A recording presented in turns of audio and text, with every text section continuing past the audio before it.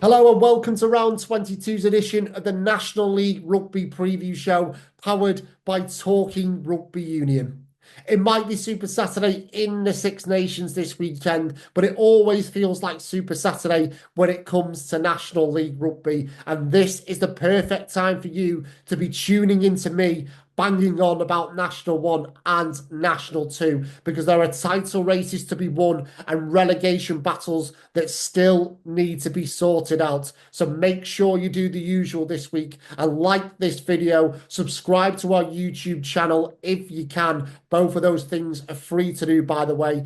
Comment on the video if you wish to do so, and also tell your family, your friends, your teammates, your pets, whoever, that National 1 and National 2 are the leagues to be looking out for between now and the end of April. Drama guaranteed across the board, and we can say that with a lot of confidence.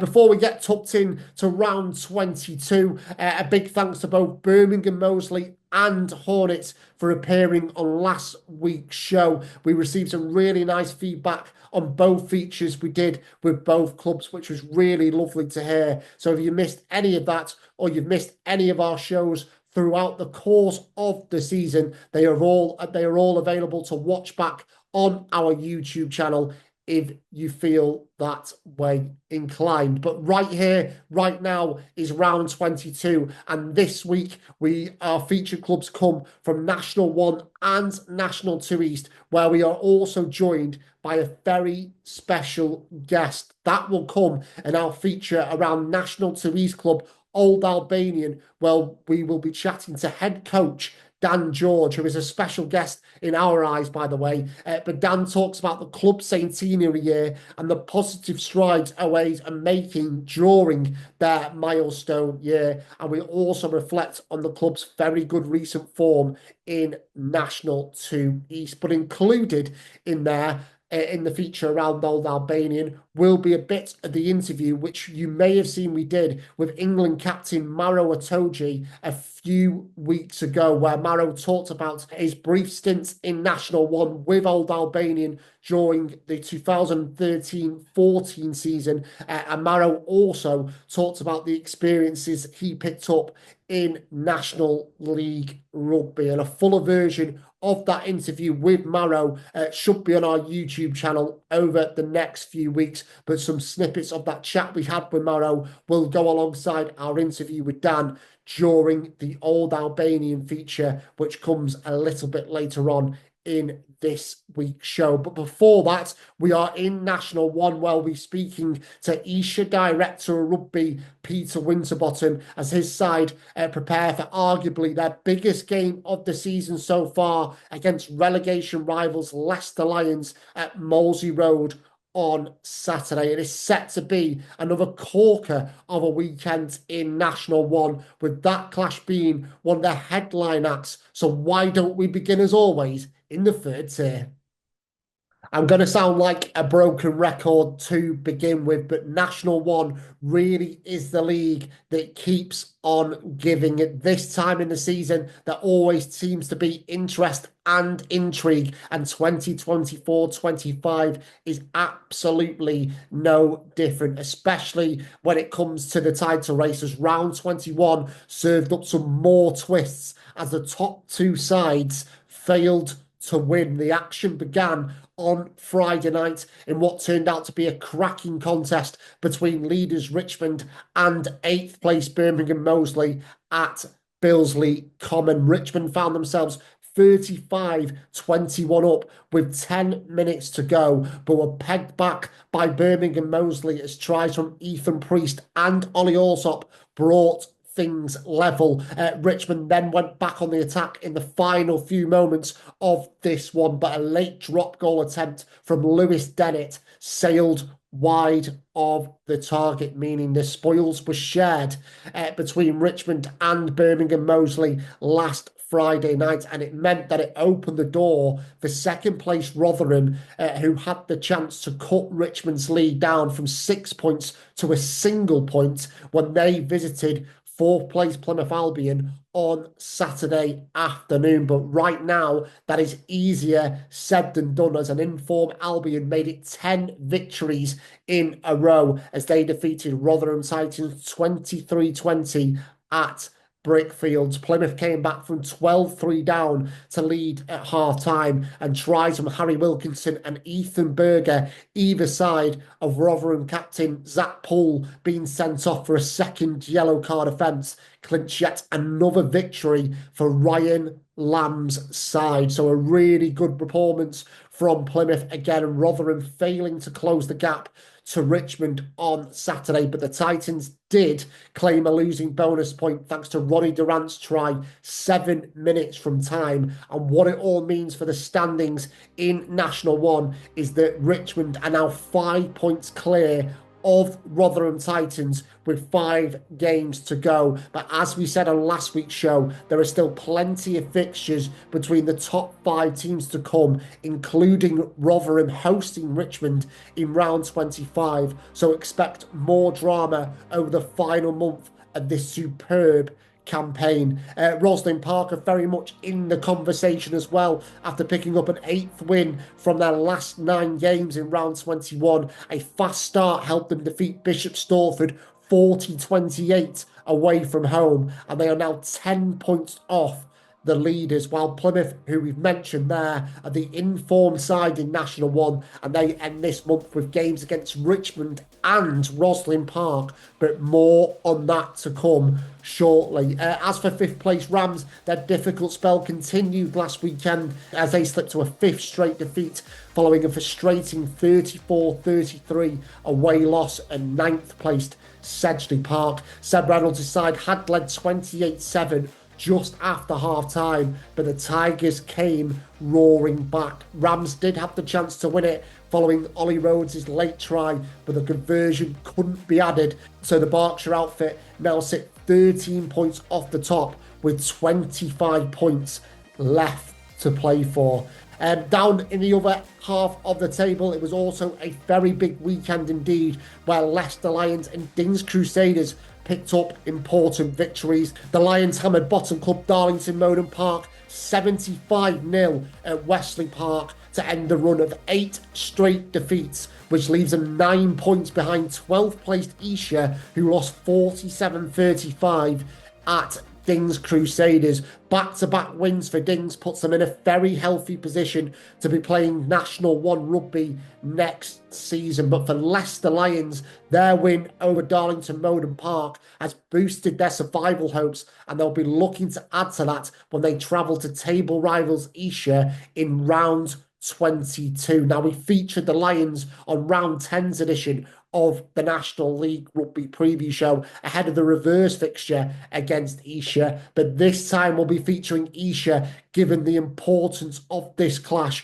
with just 5 games to go in the campaign. And Esher themselves this week have dubbed this weekend's clash against Leicester Lions as a nail-biter, which shows just how important it is for both teams. Now, from an Esher perspective, obviously they made an immediate return to National 1 last season after winning National 2 East, but are determined not to yo-yo straight back down to the 4th tier, which we've seen over the last few years. So ahead of a massive game on Saturday for the club, we caught up with Esher Director of Rugby, Peter Winterbottom.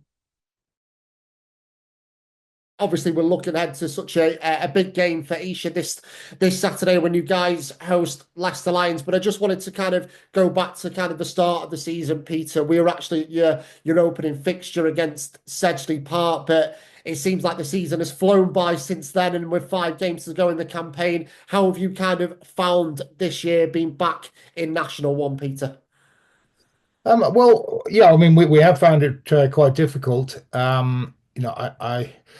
Certainly think that the standard has been raised a notch or two from when we were last in the league, which is obviously only a couple of years ago. Um, as a club, we've got a reasonable squad, but we've had an enormous amount of injuries this year, and it's really sort of held us back. And actually that sort of injury problem started at the start of the season. It's a problem every club's got, but it's we seem to have had it bad this time. I mean we've had to play I think about 50 players in the first team, and we've only played 21 games. So that's that's a lot. So it's good that a lot of guys get an opportunity, but I'd rather it was there was a bit more stability and yeah. So I'm not making excuses. It's just the way it is. But as I said, we've managed to through the games play some decent rugby and hopefully entertain our supporters. We've had some good wins and we've had some not so good games where we've fallen off a little bit in the last sort of half hour. But we'll obviously this one on Saturday is a big one for both sides. You mentioned kind of, giving something for your supporters to get excited about. I know kind of last year when you were in National 2 you played some fantastic rugby at times, and it seems to have kind of translated into National 1. I think you've scored the most amount of points out of any team in the bottom half of the table. So have you changed anything majorly really from last season going into being back in National 1, or have you kind of adapted or tweaked things differently to try and sustain yourself at this level? Well, I mean, not effectively, not really. I mean, we've worked quite a lot on the forwards, because Div 1, you need to have a forward pack that can compete, and that's all. So we've worked a lot on the forwards, but our style of rugby hasn't really changed. We still try and play an entertaining game, but it's more that we enjoy playing that way. I think we're actually seventh in the league for points scored, and bottom in the league for points conceded. So it's quite clear that defence has been our really big problem this season, and no doubt going into Leicester Lions, our defence is going to be absolutely crucial. I mean, Leicester are obviously playing very well at the moment, and scoring 75 against Darlington is not an easy feat. So clearly they can score points, we can score points. So I mean, I suppose it points to a game of lots of points, but you just never know. But there's no doubt that defense for us is crucial. If we can tighten up and make our tackles, then it's something we've been working on the last couple of weeks, concentrating on, and it's going to make it a lot easier for us. It's a crucial game for both teams. I mean, it's one of those sort of must win games. So if we win by 1 point and don't play particularly expansive rugby, I'll be very happy. So we'll see how the game goes. Yeah. Yeah, and again, kind of from a neutral perspective, Peter, this league continues to entertain. The last few years, things, whether it's promotion or relegation, have gone down to the final day, and we've kind of touched on kind of the amount of points you've been able to score this season and sort of the defensive record of some of the teams in the league as well. But it just seems to be a league that keeps on giving, Peter, doesn't it, at this level of English rugby? Yeah, yeah. Well, I think. I mean, I think it's a great league. There's some good players, and a lot of good players. And it's a league. It's the sort of, well, I suppose could say some of the championship is semi-pro, but I think Div 1 is a really good league on its own, and there's every game is tough. And I mean that you go to Darlington, you have a hard time, and they're bottom of the league. But no, and I mean obviously we've picked off Birmingham this year and also Rosslyn Park, were good wins for us, and it shows that the boys in the bottom of the league can match on their day the boys at the top of the league. I think it's a great league, and I think more professional players will look at the Div 1 and go, well, actually, I can finish playing my pro rugby, late 20s or mid 20s, and think, well, I can, get a career and play Div 1. I mean, we're very lucky at Esher that we're on the train line. So a lot of boys who are in London, who have got big jobs, can hop on the train at Clapham Junction, and 20 minutes later they're at the club, and that's a massive bonus for us. But yeah, I mean, it's I think that more guys are going to look at it that way, and especially that a lot of young good players are going to universities now, and the university rugby is very good, and they come out of that, and they're quality players, and obviously a lot of them come down to London for work, and hopefully they'll look at Esher and go, well, that's a nice club to join.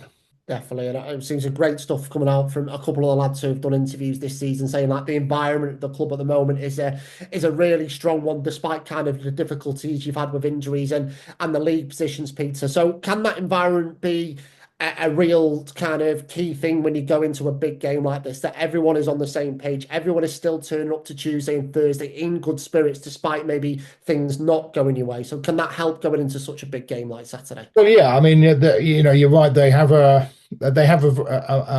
very good social scene. The boys enjoy their own company. They are a tight group.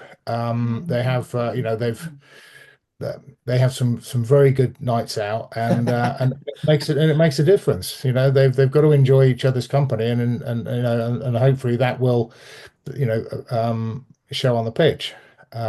So yeah, I mean, it's a nice environment, and hopefully that will count for us. Yeah, and I'm sure the lads will be looking to pull together more so than ever against Leicester Lions on Saturday, especially at home, Peter, because I know obviously things haven't gone your way at home, certainly over the last three games. But if you're able to put that record right on Saturday, would it be the biggest result of the season for you guys, do you think? I think at the moment, as it stands, yes, I think it would be. Yeah. We want to become a good Div 1 side. And obviously to do that, we've got to stay in the league. And this is a crucial game for us to make sure we're in the league next year. And so, you couldn't get a bigger game, really. And just finally, Peter, I've seen kind of on social media last night that the club have been describing it as a nail biter, trying to build up the excitement for the weekend. I mean, how important is it to kind of have your fans down at Molesey Road on Saturday, get through the gate early and try and really ramp up the atmosphere? Because obviously it's a big day anyway for you guys as a club. I know Six Nations will be being shown in the clubhouse afterwards, but if Yeah. everyone can get behind the team, I'm sure that is kind of they can act as the proverbial 16th man, if you like.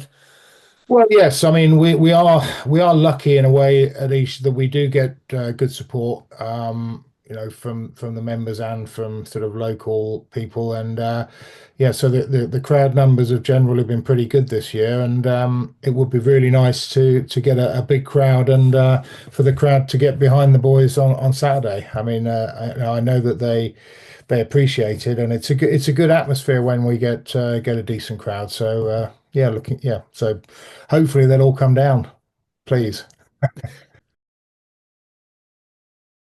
So a big thanks to Peter for his time earlier on in the week. And if you didn't need it already, you do get the sense that it is such a big game for both Esher and Leicester Lions on Saturday. So why not head down to Molesey Road if you are in the area to see what all the fuss is about. It is a 2:45 p.m. kickoff for this one. And just a stat which may encourage Esher fans going into this one. They did beat Leicester Lions 36-31 back in November, and a similar outcome on Saturday would be a significant step towards safety for Esher in National 1, and a result like that would also confirm the relegation of bottom club Darlington Moden Park, regardless of the outcome from their clash against Bishop Stortford. The DMP supporters are still sticking with their side after what has been a really tough campaign for them, while Stortford will go to the North East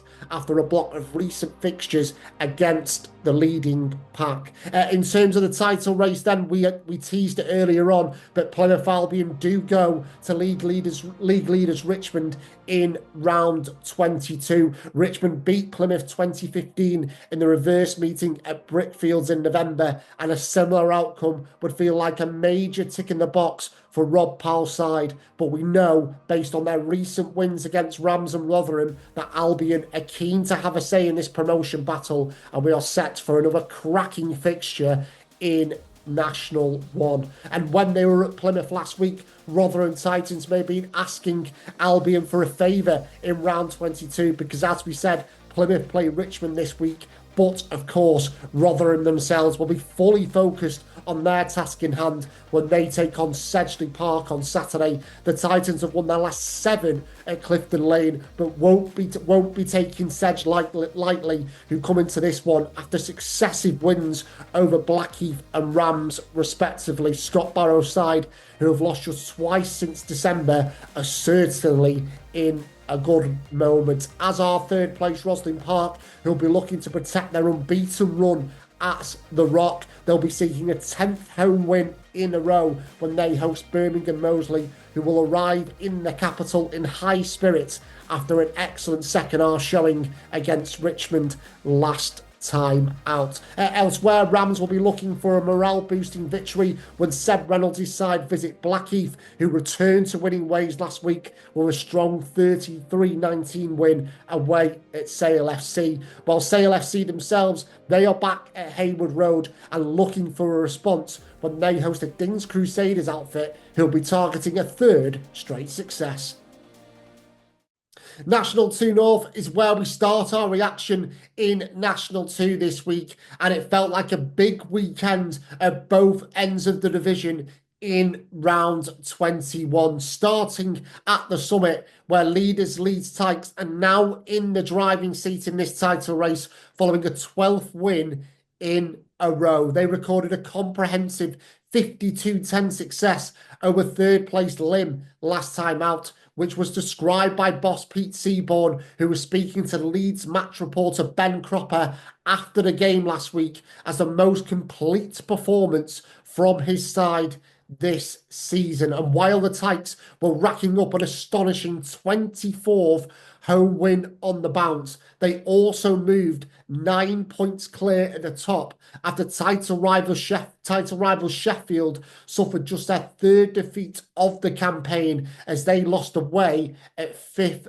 placed Wharfdale. Now, for those who tuned in on last week's show, you may have heard us talk about what a different proposition Wharfdale seem to be at home, and now 9 of their 11 wins they've achieved this term have come at the Avenue following this 36-21 victory. And as a side note, Wharfdale were actually very close to beating Leeds at the Avenue back in round 18, but they have now handed the Tykes an extra boost in this title race. So as you can see, the gap between Leeds and Sheffield is now 9 points. A phenomenal campaign again from the leaders, but as Leeds found out last year, any minor blip in form could be fatal because of the high standards set by both the Tykes and Sheffield this season, and Sheffield may find out the hard way this time around. But there is still a lot of rugby to be played,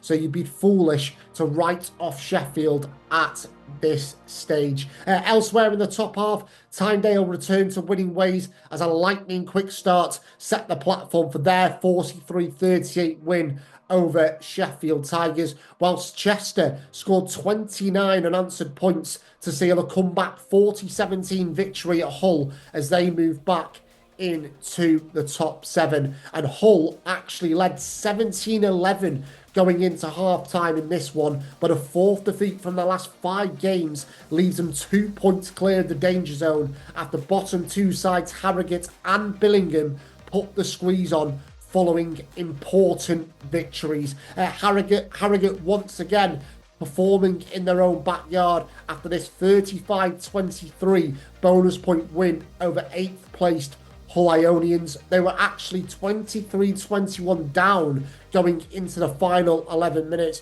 but Jacob Percival and Lucas Walsh tries won it for the Aces, who have now picked up 12 points from their last 4 games, while Billingham also enjoyed home success as they defeated 11th place Preston Grasshoppers 29-19 at Greenwood Road, with Joe Scarber's try 7 minutes from time clinching the bonus point. And it means the bottom 3 teams are separated by just 4 points heading into round 22, which sees Billingham travel to 3rd place Lim, with the North East side aiming for their first win on the road in 20 games. Now, Billingham have had some draws in this run, which stretches back to September 2023, and they may even take another stalemate on Saturday against the Lim side, who will be looking to take another step towards cementing a top 3 spot after such a brilliant season for them. So interesting to see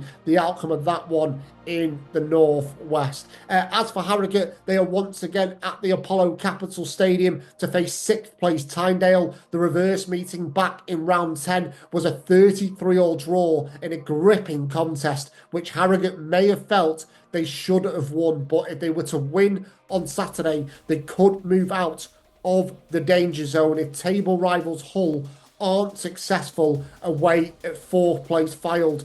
One of Hull's 7 wins this season did actually come at home against Fylde back in November. So how much would they give for a repeat outcome in Lancashire? Just hovering above Hull in the table are Preston Grasshoppers and Sheffield Tigers. Preston will be keen to halt their slide down the standings when they host Wharfdale, while Sheffield Tigers, who fought back well in round 21 to claim 2 crucial bonus points in defeat at Tyndale, they welcome the informed Otley to Dormore, who made it 4 wins on the trot last week as Callum Irvine's late penalty sealed a 19-18 triumph over Fylde. And last but not least, the latest chapter in the title race sees the top 2 on their travels. 2nd place Sheffield, who have 3 of their final 5 games away from Aberdale Park. They go to Hull Ionians on Saturday, who are targeting a 3rd straight home win, while Leeds Tykes, who are the form team across National League Rugby at the moment, face a tricky obstacle in 7th placed Chester. Rhys Hayes' side have won 4 of the last 5 games, but have been pretty strong at Hare Lane this term, winning 7 of their 10 home matches. And after losing to Otley on their own patch in round 20, they'll be looking to put that right this weekend, while the Tights will be aiming to take another step towards promotion.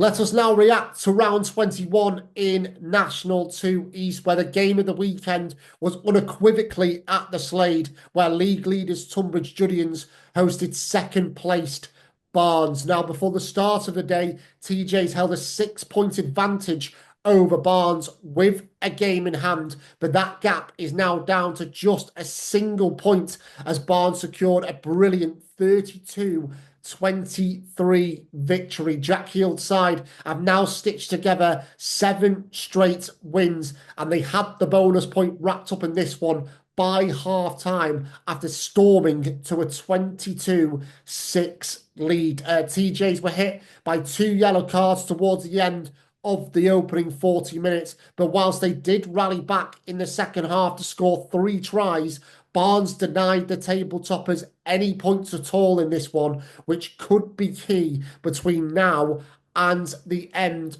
of the season. So a first home defeat of the term for TJs, but the long and short of it is the promotion race is well and truly on again in National 2 East, and it also makes TJ's game in hand at 9th place Guernsey on March 29th in 2 weeks' time very crucial indeed. But the destiny of the title does still remain in Tonbridge Juddians' hands despite this setback. So really good stuff at the top of the division if you are a neutral, but it was also a massive weekend towards the other end of National 2 East, especially for 13th place Colchester, who clinched a timely and dramatic first home win of the season as they beat Westcombe Park 45-41 after heartache in round 9 when a late Harry Hudson try snatched a 39-36 victory for Westcombe Park over Colchester. It was roles reversed last Saturday as Cameron Kerr became the hero for Colchester as he dotted down right at the death, to seal the win for Mike Haywood's side. And fifth place Westcombe Park thought they had won it late on when Leo Jowett charged over on 75 minutes, but fine margins going Colchester's way, and it keeps their survival hopes alive in National 2 East. And interestingly, Colchester faced the 3 teams around them in the table in their final 5 matches of the season, but more on that to come a little bit later on. But for now, as you can see, 2 wins from the last 3 games keeps Colchester in the fight, while fellow bottom 2 side Worthing were left crestfallen in round 21 as an Oxford Harlequins fight back in the final quarter denied them back-to-back home victories. Now, Worthing had built a lead of 32-17 after 57 minutes and still led 35-29, 6 minutes from time, only for Zach Taylor's try and Ross Cutt's conversion to break their hearts. 2 bonus points for Worthing in this 36-35 defeat, but that could be a hammer blow to them remaining in National 2 East. A 4th successive bonus point win for Oxford Harlequins, who have found form at just the right time in the season. But how deflating will that be for Worthing? At the top, confirmation that Tonbridge Juddians are now just 1 point clear of Barnes with that game in hand to come, while Dorking are now 6 points behind the leaders after Finn Osborne's hat-trick held them to a 27-5 win away at 11th placed Sevenoaks. And Old Albanian are into the top 6 as they came back from 18-0 down at half-time away at Canterbury to win 21-18 thanks to Bailey Thomas's late winner. And it's now 5 victories in a row for OAs, who are our second feature club of the week on the National League Rugby preview show. And confidence will be high at Woollands after 7 victories from their last 8 games, and OAs are actually on course for their highest finish in National 2 since they were relegated from National 1 in 2018. And that would be a really nice way for OAs to mark their centenary year as a club, which they have been celebrating during the course of this campaign. And the visit of league leaders Tonbridge Juddians on Saturday and their penultimate home game of the season will only add to the occasion. You may have also seen the other week we were down at Pennyhill Park, where we were lucky enough to speak to England captain Maro Itoje, who had a brief stint at Old Albanian during the 2013-14 season when the club were in National 1. And Maro spoke very highly of his time with OAs, albeit a very short period, and also he spoke highly of the experiences that he gained during his time in National League Rugby. So with it being the club's centenary year this year, we'll be hearing from Maro very shortly indeed. But first up, let's dive into an interview with OA's head coach Dan George, who discusses the milestone year for the club as well as his side's excellent form. Feels like a brilliant time to get Old Albanian on the National League Rugby preview show. As we mentioned, it is their centenary year this year. But Dan, you guys are in absolutely brilliant form at the moment. You seem to have really flicked the switch since the start of 2025. 5 straight wins after that brilliant fight back at Canterbury last week, and 7 wins from the last 8 games. So you must be really delighted with how the second half of the season has kind of panned out for you guys. Yeah, look, credit has to go to the players. I think the boys have been absolutely outstanding with regards to what we've tried to build and how we've tried to develop as a group. We saw a lot of things happening in the first half of the season. I think we lost 5 games by less than 4 points, and being in a position going into the last sort of 5 minutes where we're either in control in opposition 22 and a chance to win the game, or being slightly ahead and just losing in those sort of last throws of the game, which, unfortunately for Canterbury, we managed to do to them last weekend. But we had a big turnover from a coaching perspective last year. So we brought in some new coaches, and it's taken a while for the understanding from the players and the coaches to get used to each other and for that to click. And I think we had a big performance before Christmas against Oxford Harlequins, and I think that sort of catapulted us into the break, and we came back with a real sense of confidence. And fair play, the boys have picked up and run with it, and they've been excellent in the last sort of 8 games, last 2 months. I think what we're seeing from a group of players at the minute is, we've spoken about it in training, they've developed a real team bonding and a team ethos that comes with time, and an element of sort of grit in their performance to sort of never give up on any lost causes. And things like that, although you can put the processes in place that allow the boys to be successful, it's maturing as a group and maturing as a team. We forget they're still a young bunch of boys. The teams we're putting out at the weekend, the average age of the pack is under 23, and the average age of the team sits at about 24. So for National League Rugby, it's amazing like that we can get boys out there, young age, keep progressing, keep developing them, and then trying to keep this group together for as long as we can. Because I think if we can keep this group together, I think there's a lot of opportunity potential with them. Yeah, absolutely. I was going to come on to kind of the young side that you have, Dan. That must be some of the, we are talking about Old Albanian in their centenary year, but for Yeah. you as a head coach, I think you've been around the club for kind of like 5 years in that role now, Dan. But Yeah. that must be one of the pleasing things, maybe one of the most proudest things for you, that you have developed kind of this really young side who are really showing signs of promise at the moment. And as you say, the key thing is now for you to build on that. Yeah, it's the same with anything as you're developing, like with regards to rugby age and rugby sort of experience. There's not many people there who are racking up loads and loads of National League performances or loads of National League appearances. So it's part of our job to try and help these guys. Look, we want to be ambitious as a club.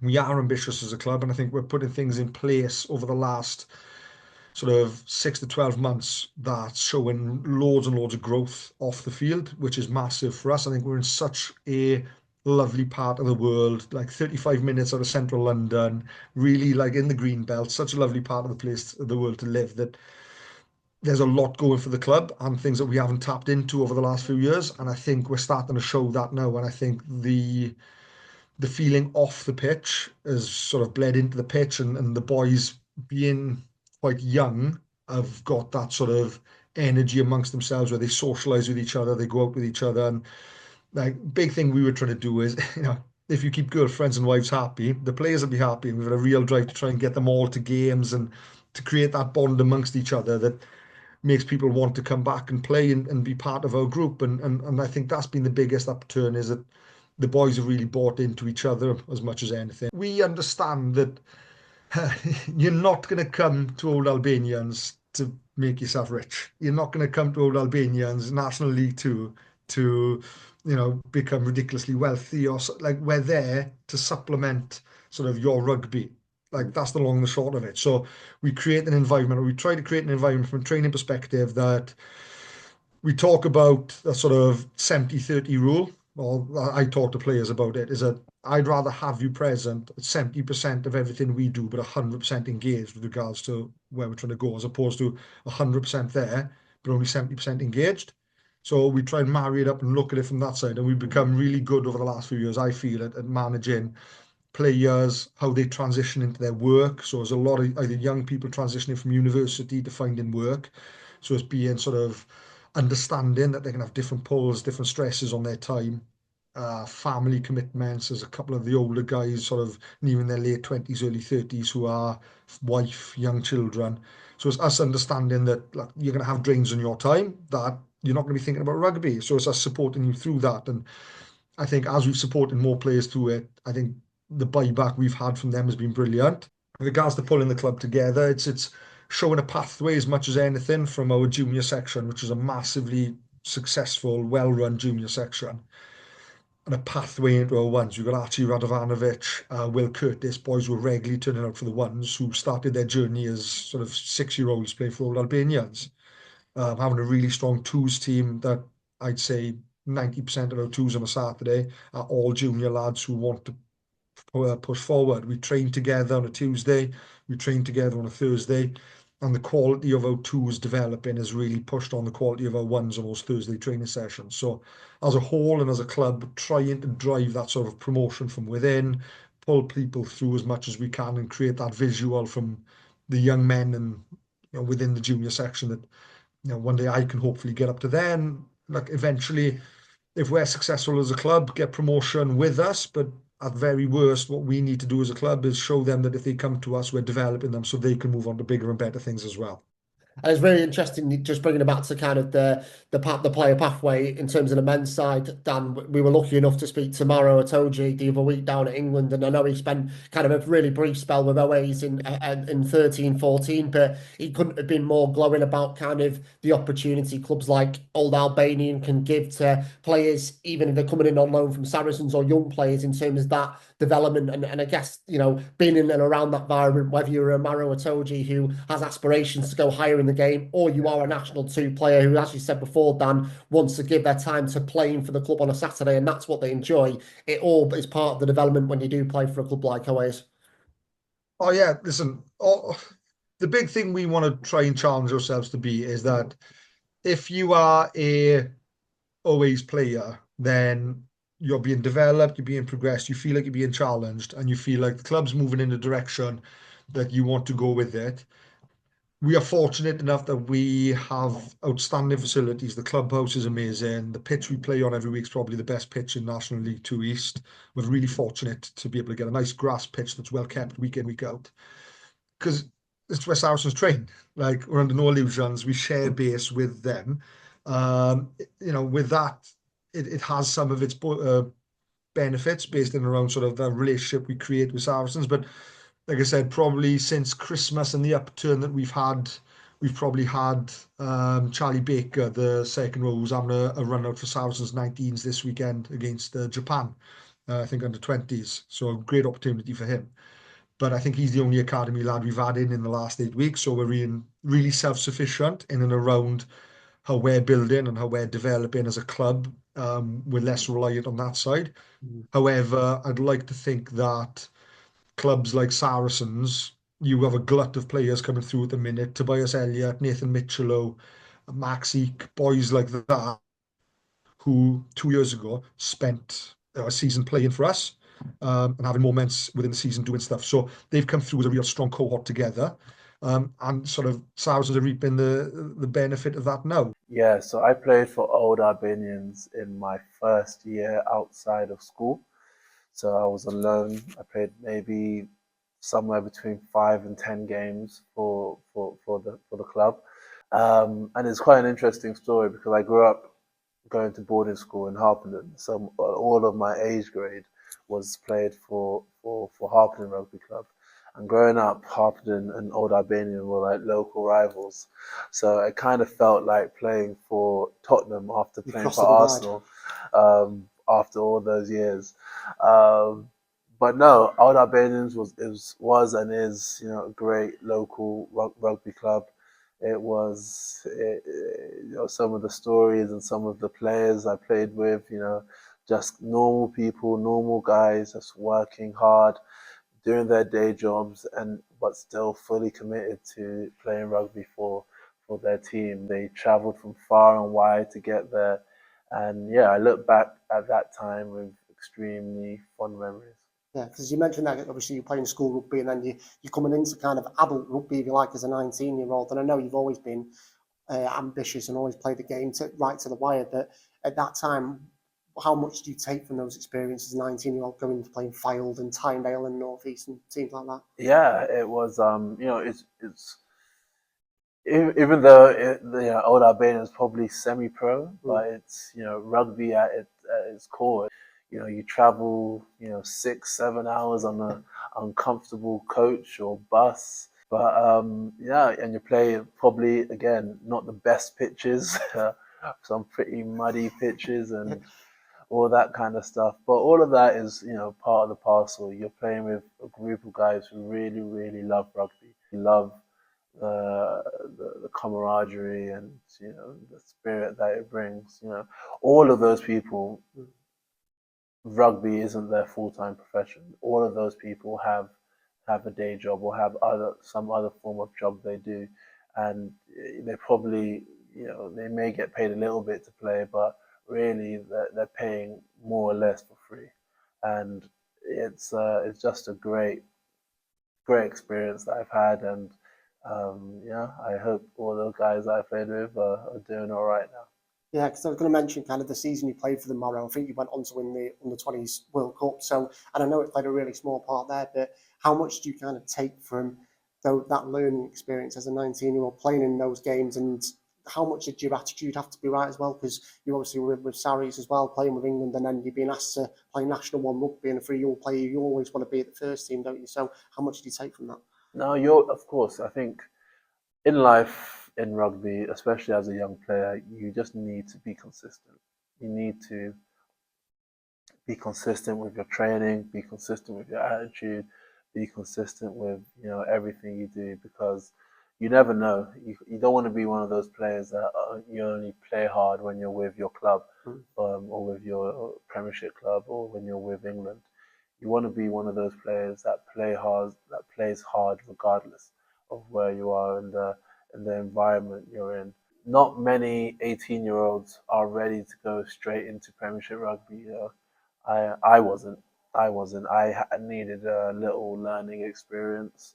I needed to play loads of second team rugby. I needed to play loads of rugby for whether it was Old Albanians or Saracens A, and all those experiences help you. And I think the better attitude you can have in those environments where you're probably playing at a level you don't want to be playing at, probably the less time you will be playing at that level, because you will improve in such a way that you'll promote yourself to the first team. Most young men aren't ready, and sometimes championship is too high a level for them when they come straight out of school. So that's why National 1, National 2, those sorts of environments are crucial for them, because it helps them with their rugby education. It helps them learn and get used to playing with men, because playing men's rugby and under 18s are two very different things, and you need to build up your tolerance to and understanding, particularly for forwards, but as well for backs. You want to know what it is to play that level of rugby. And any memories from playing for Oways that you can kind of stick out for you? I know you scored a couple of tries for them as well, but any memories of coming up against some difficult scrummager or difficult set piece players? I don't particularly remember the names, but as you said, we had a trip up to Fylde, which was somewhere up north. I don't know. I can't remember exactly. Lancashire way. Yeah. What's the one in Blackpool? What's the team in That's Fylde. That's Fylde. Yeah. Okay. Then what's the one further north of that? So that's Tynedale, which is north-east, near Newcastle. So we played them again, up in the middle. I think that's where you scored, actually. Maybe. I think the pitch was like this, if I remember correctly. Very muddy. I think we may have even lost that game.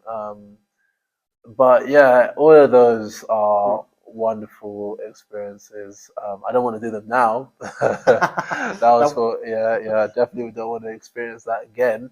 But back then it was, I value that. I just wanted to mention one thing just away from the rugby itself. Dan, you mentioned before we hit record kind of what the club are doing in terms of the community and setting up networking events as well for individuals to attend. So it's not just the players who are pulling on a shirt on a Saturday afternoon who are developing it as individuals. It's everyone in the community as well. Yeah, so it's been a real big sort of development this year, is that for where we live, we haven't, and where we were based, we haven't had a massive connection with St Albans as a town or as a city, really.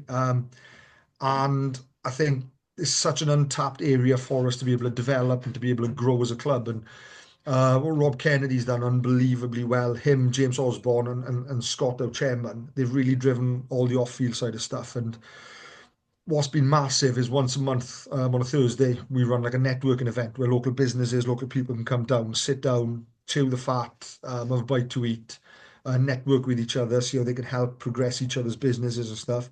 But then what also happens is that they hang around and players come in after a sort of team session on a Thursday, and they can interact, they can engage, they can have conversations. So any players that might be looking to diversify into a different field or progress or move somewhere else, it creates those sort of natural, warm conversations.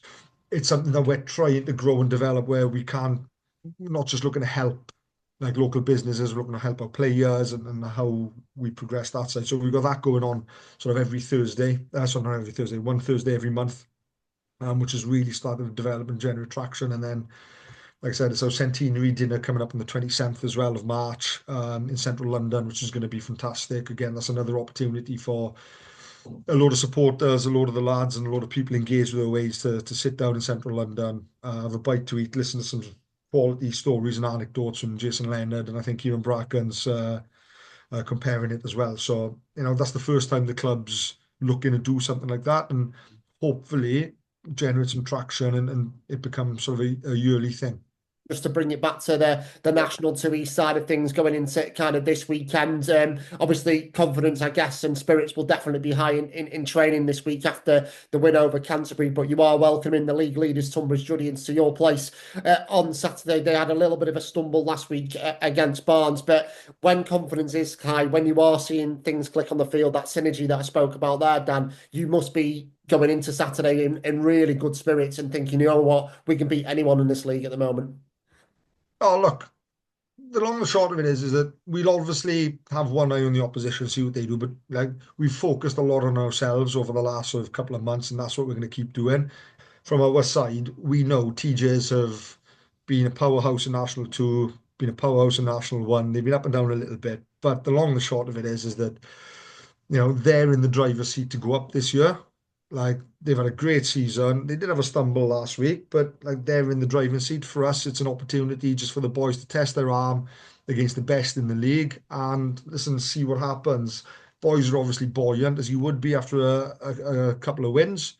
And it'd be interesting to see how we can potentially put a little bit of pressure on TJs. And like we've seen how good they are when they're in front, when they're leading the charge week to week and things like that. But it'll be interesting to see if they're put under a little bit of duress and a little bit of pressure, being the league leaders and how much is at stake with them, how they potentially react to it. And all we're going to do is we're going to play our game, we're going to do what we do, and at the end of 80 minutes, we'll see where the chips end up falling.